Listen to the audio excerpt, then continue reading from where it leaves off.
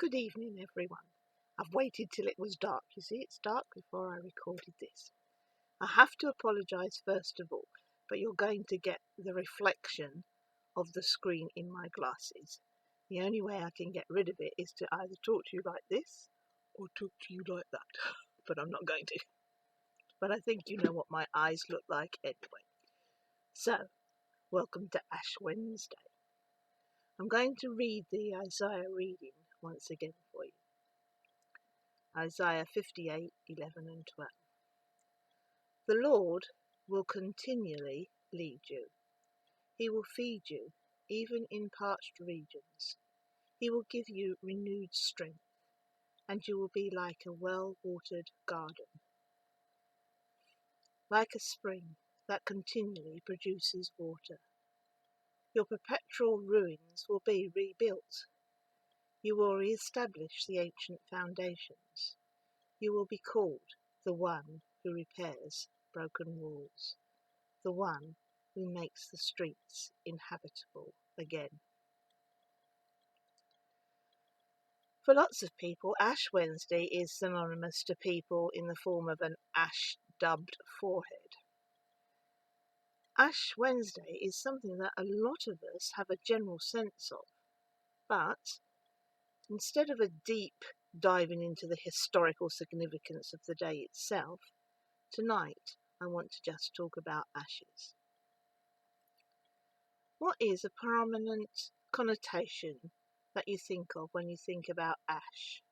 Burning, right? Yeah. There's a destructive element to ash because its very existence demands the burning or destruction of something.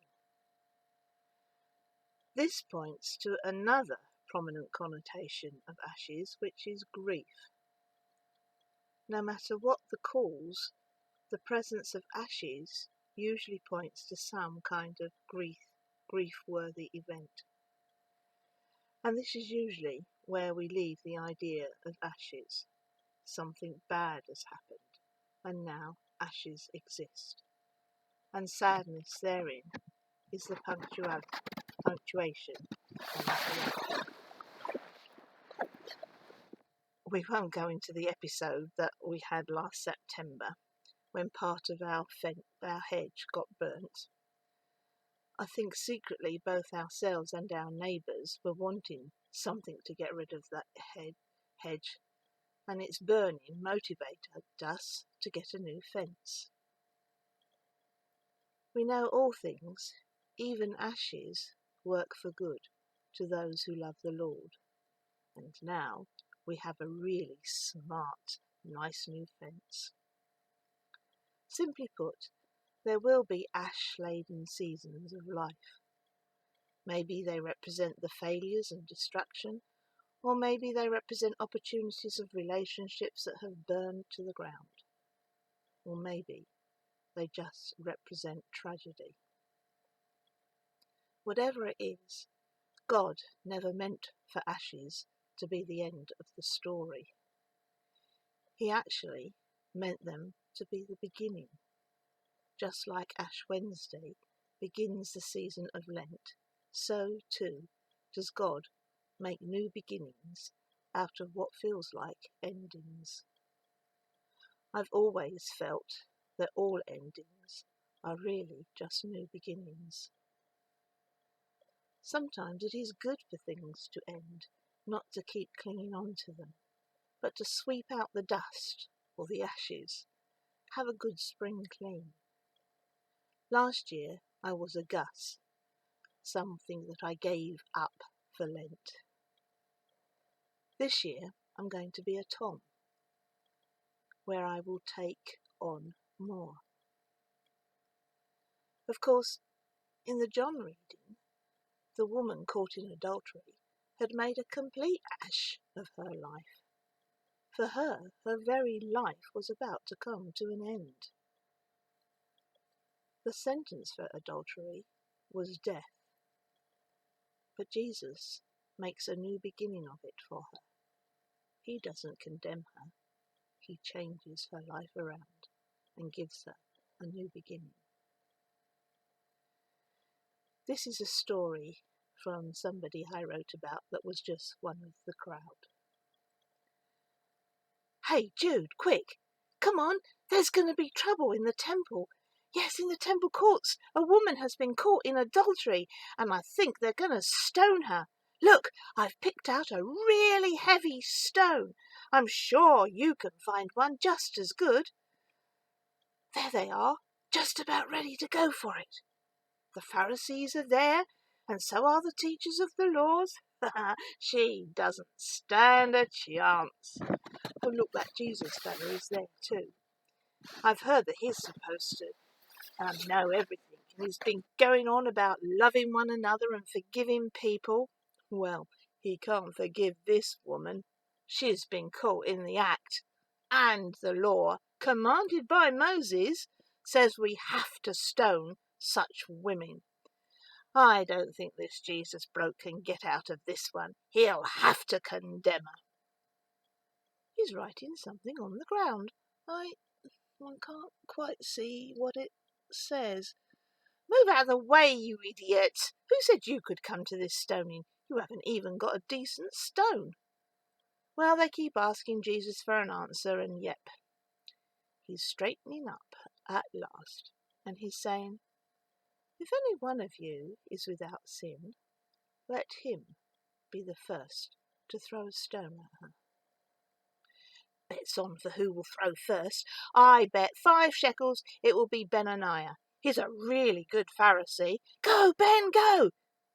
Well, what's he waiting for? Come on, throw it. I've got money on you. Oh, no. He's dropped the stone to the ground. Don't worry, Ben. You can pick it up again. No. He's walking away. You forgot to stone her, Ben. All the old men are walking away. Now they've got no guts. Out of the way. I'll show you some real guts.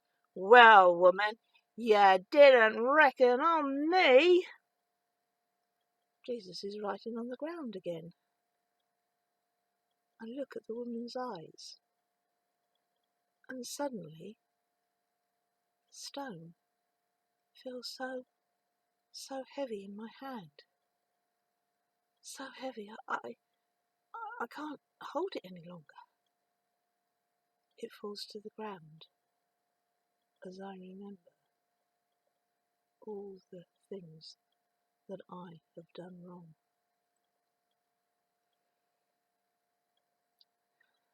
As I turn away, I hear Jesus saying, Woman, where are they? Has no one condemned you?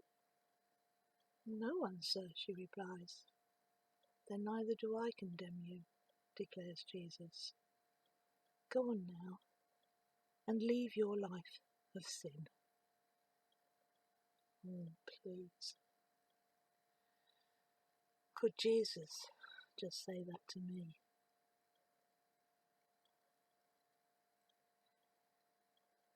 In the depth of any moment that despairs you, know that God has a plan.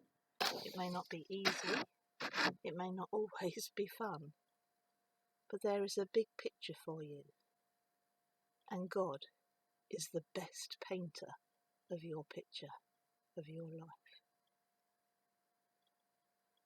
Leaving you with 2 things to think about. Is there something I've been seeing as negative in my life that I should re-examine? And how can I help others take heart during these trying circumstances? Let's pray. God, one day I too will be ashes. From dust I came, and to dust I will return again. My prayer is that in this brief time you've given me, that I do all I can for you, that I enrich others, bless others, minister to others, but most of all, that I try to live out a life that echoes as closely as can be with your heart.